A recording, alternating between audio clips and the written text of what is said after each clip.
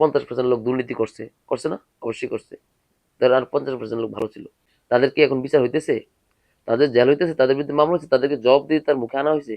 এই যে তারা দীর্ঘদিন ক্ষমতার বাইরে ছিল, এতেই নাকি তারা বিশুদ্ধ বা পরিশুদ্ধ হয়ে যাবে। এটা হচ্ছে বাংলাদেশের রাজনৈতিক মানে কালচার।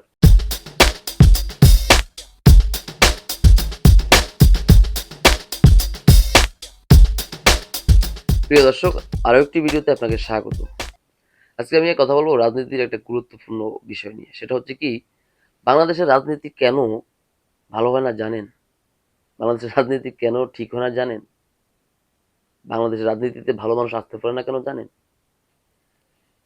কেন আসতে পারে না, মূল সমস্যাটা আমি আপনাকে ধরিয়ে দিচ্ছি। সেটা হচ্ছে, আপনি দেখবেন আমরা বিগত দিনগুলোতে দেখেছি। ধরেন আমরা 1 সাল থেকে শুরু করি। বিএনপি যখন ক্ষমতা ছিল, তখন সরকার থাকলে আপনার হচ্ছে ধরেন 50% মানুষ অন্যায় করেছে বা অনিয়ম করেছে, দুর্নীতি করেছে। 50% মানুষ, 50% সংসদ সদস্য ভালো কাজ করেছে, জনগণের উপকার করেছে, সেবা করেছে। ঠিক আছে? আচ্ছা, এই 50% মানুষ যে দুর্নীতির সাথে জড়িত ছিল, ধরেন 8 সালে আপনার হচ্ছে ক্ষমতার পরিবর্তন হয়েছে, নির্বাচন হয়েছে, নির্বাচনে আবার আওয়ামী লীগ ক্ষমতায় আসছে। তখন আওয়ামী লীগ ক্ষমতায় এসে কি করলো, রাজনৈতিকভাবে রাজনৈতিক নেতাদেরকে হয়রানি করার চেষ্টা শুরু করলো। যে আপনার তাদেরকে, অনেক নেতা আপনার আন্ডারগ্রাউন্ডে চলে গেল, আত্মগোপনে চলে গেল। তো অনেক আপনার হচ্ছে রাজনৈতিক মামলা, গায়েবী মামলা এগুলো হয়েছে গত আমলে, আমরা দেখছি গত 15 বছরে অনেক মামলা হয়েছে এরকম।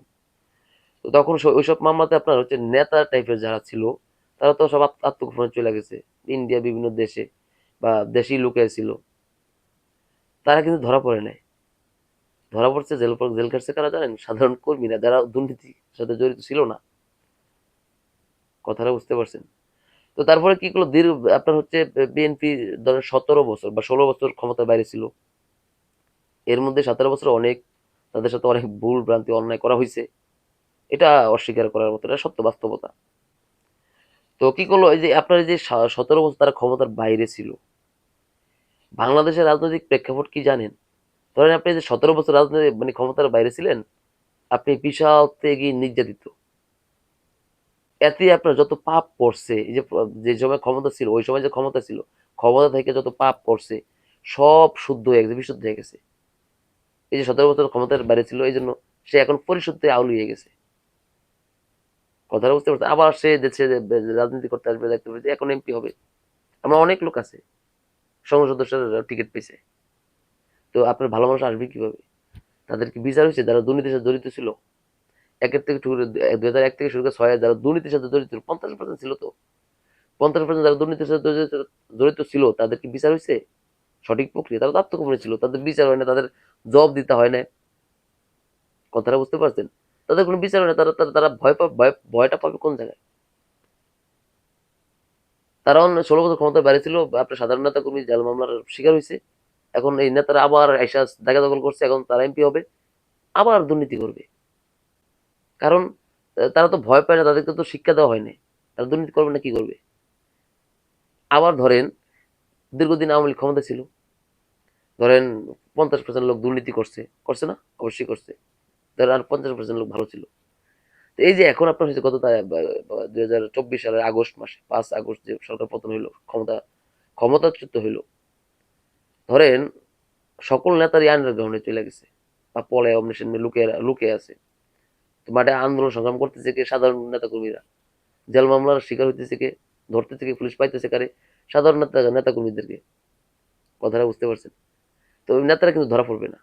তো এখন এই যে ধরেন, এখন ধরেন 5 বছর থাক বা 10 বছর পরে ক্ষমতা আসুক, বা 15 বছর পরে সুযোগ সুবিধা আসুক, বা 3 বছর পরে তারা আবার সুযোগ পাক ক্ষমতা যাইতে পারুক বা যাক, তখন দেখবেন যে একেবারে ওই যে 10 বছর 7 বছর কষ্ট করবে, জেল মামলা খাটবো আপনার সাধারণ কর্মীরা, কিন্তু ত্যাগী হিসেবে রূপান্তরিত হবে, পরিণত হবে আপনার এই নেতারা, যে নেতারা এখন পলায় রয়েছে। কথাটা বুঝতে পারছেন? এই যে তারা যে 50% যে দুর্নীতিবাজ ছিল না আওয়ামী লীগের অনেক এমপি মন্ত্রী, তাদের কি এখন বিচার হইতেছে? তাদের জেল হইতেছে, তাদের বিরুদ্ধে মামলা হচ্ছে, তাদেরকে জবাব দিয়ে তার মুখে আনা হয়েছে। তারা ভয়টা পাবে কোন জায়গায়? তারা শুদ্ধ হবে কিভাবে? শুদ্ধ হওয়ার কোনো প্রসেস আছে?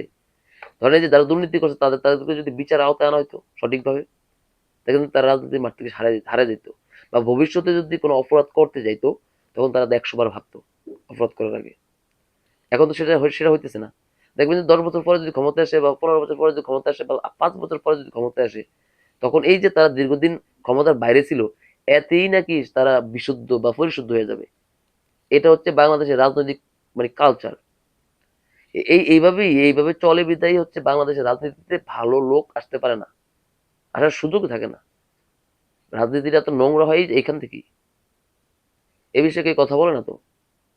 এটা হচ্ছে মূল সমস্যা। আমি আমি কতটুকু বুঝাইতে পারতেছি আপনাদেরকে আমি সেটা জানি না। তবে আমার ভিডিওটি মনোযোগ দিয়ে দেখবেন, কথাটা বুঝতে পারছেন।